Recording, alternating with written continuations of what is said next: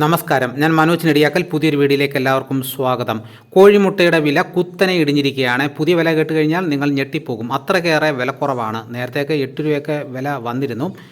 ഇപ്പോൾ വില കുറയാനുള്ള കാരണം യുദ്ധം തന്നെയാണ്. പശ്ചിമേഷ്യയിലെ യുദ്ധം മുട്ടവില ഇടിച്ചു. നാമക്കലിലെ കർഷകർക്ക് ദിവസവും 7 കോടി രൂപയുടെ നഷ്ടം. യുദ്ധം രൂക്ഷമായ പശ്ചാത്തലത്തിൽ വിദേശത്തേക്കുള്ള കയറ്റുമതി ഓർഡറുകൾ വൻതോതിൽ കുറഞ്ഞിരുന്നു.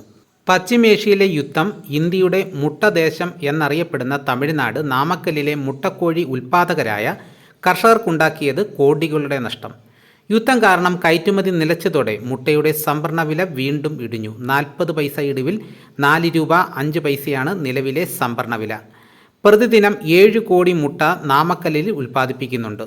ഉൽപ്പാദന ചെലവ് കൂടി കണക്കിലെടുക്കുമ്പോൾ ദിവസവും 7 കോടി രൂപയാണ് കർഷകർക്ക് നഷ്ടം.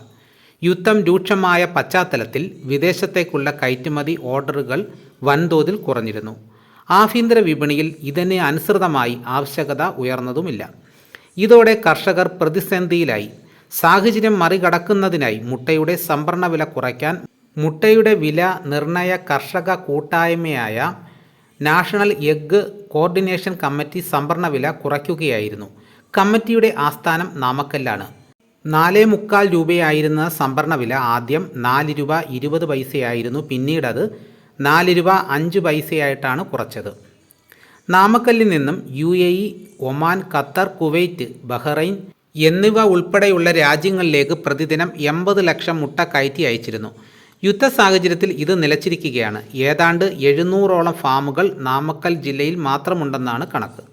സാഹചര്യം ഉടൻ മെച്ചപ്പെട്ടില്ലെങ്കിൽ വൻ പ്രതിസന്ധിയിലേക്ക് തങ്ങൾ പോകുമെന്നാണ് കർഷകർ പറയുന്നത്.